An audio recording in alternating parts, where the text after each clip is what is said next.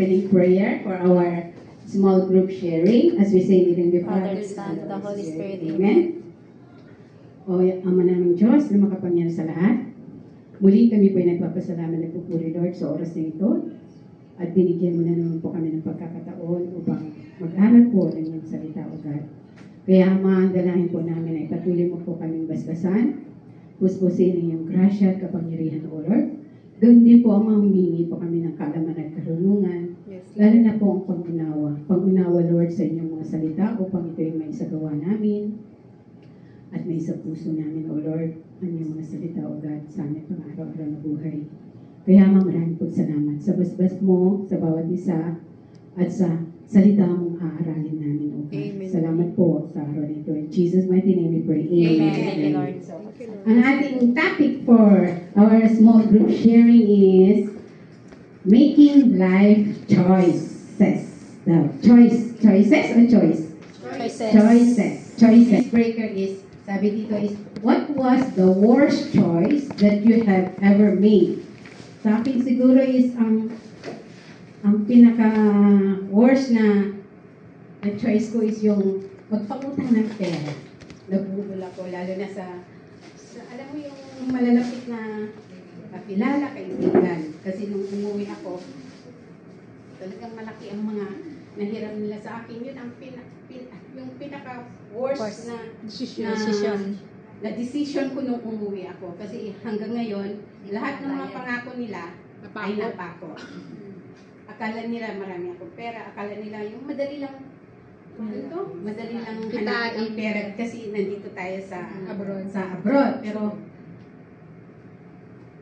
mahirap, pero I'm trying my best na, alam mo yung, kasi wala na silang as in, alam mo yung, wala na sila sa Messenger, sa Facebook, as in, kaya hindi ko alam kung paano ko sila sarilin. Oo, kaya itong asawa ko ang pinipressure ko kasi kakilala niya sila. Talagang as in, minsan, alam mo yung ninervous ako minsan.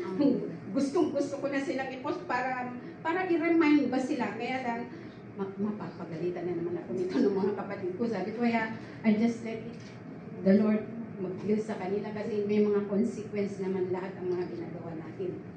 Kaya nga. So, sa spiritual naman, siguro nung bago ako, marami akong worst choices. Marami akong naging desisyon sa aking spiritual na buhay na pinagsisihan ko ang mga yun, and then let God deal it with me. Kaya kasi pag may mga desisyon talaga tayo sa buhay na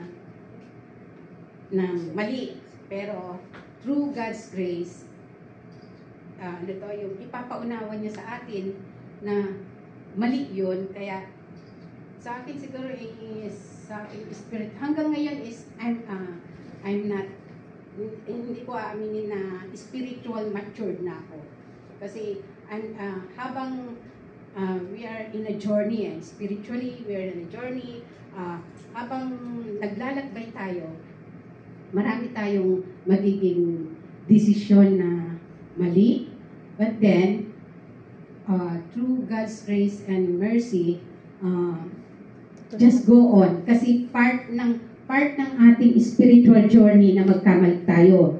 But then wag nating hayaan na yung maling yun ay magiging stumbling block ba ng ating journey sa buhay.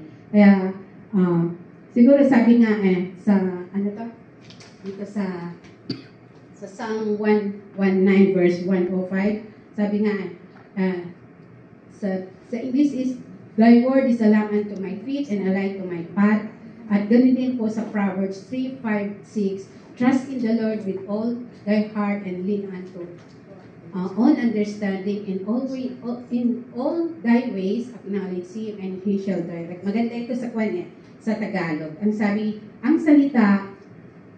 salita ay isang tanglaw na nagliliwanag ng ating landas daw. Tapos sa Proverb, magtiwala ka ng buong puso sa Panginoon at huwag kang manalig sa iyong sarili karunungan at alalahanin mo ang Panginoon sa lahat ng iyong ginagawa at ituro niya sa iyo ang tamang landas. Kaya sa ating spiritual journey, lagi nating alalahanin si Lord para ituwid niya o tulungan niya tayo sa ating mga desisyon o pagpili kung ano man yung mga ninanais natin sa ating buhay. Amen?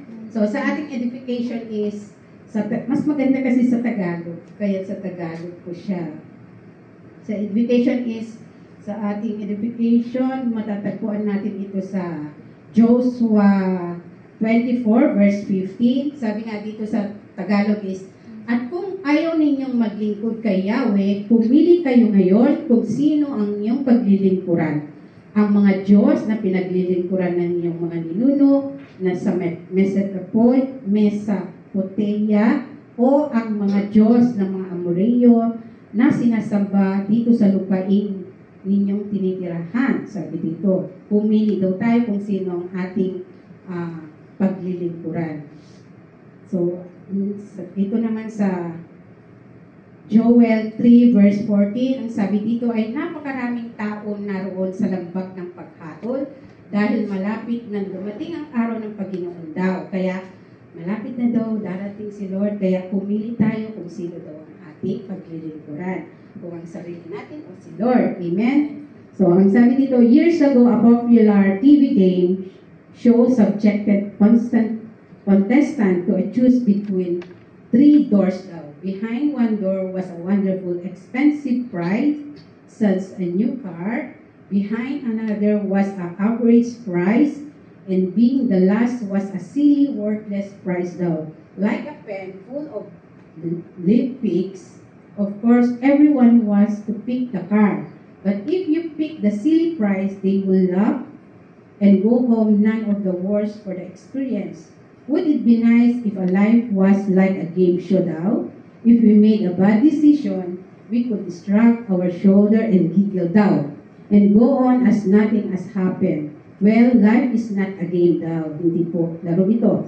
So the decision was made an immoral issue today will affect you and your family for eternity. Unlike the game show that leaves you a faith up to a chance, we have resources that we can rely upon to help us make the right choice daw. So, yun, sabi ko nga, kapag magdidesisyon tayo kung ito ba ay gagawin natin o hindi, nasa Psalm 119 po yung guidance.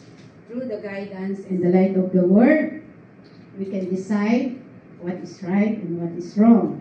So, sa Proverbs 3:16 yun, sabi ko nga, magtiwala ka ng buong puso sa Panginoon at huwag kang manalig sa iyong sariling karunungan daw. So, you don't have to make a choice daw based on your own reasoning if you trust God for the answer. So, this afternoon, we will be placed in a number of real-life scenarios and we discuss what the correct answer should be and how we came to our conclusion. Remember, the Word of God is your greatest resources for life choice. So, remember daw yung ating magiging guidance. Kasi binigyan tayo ni Lord sa Psalm 119 o 105 ng the Lord is a lamp unto my feet and a light to my path. Gawin po natin ito maging gabay natin sa ating mga desisyon sa buhay. Ganun din sa Proverbs 3:5. Huwag tayo magtiwala sa magtiwala tayo ng buong puso sa Panginoon at huwag daw tayong manalig sa ating sariling karunungan. Alalahanin natin ang Panginoon sa lahat ng ating ginagawa. Ituturo niya sa iyo ang tamang landas.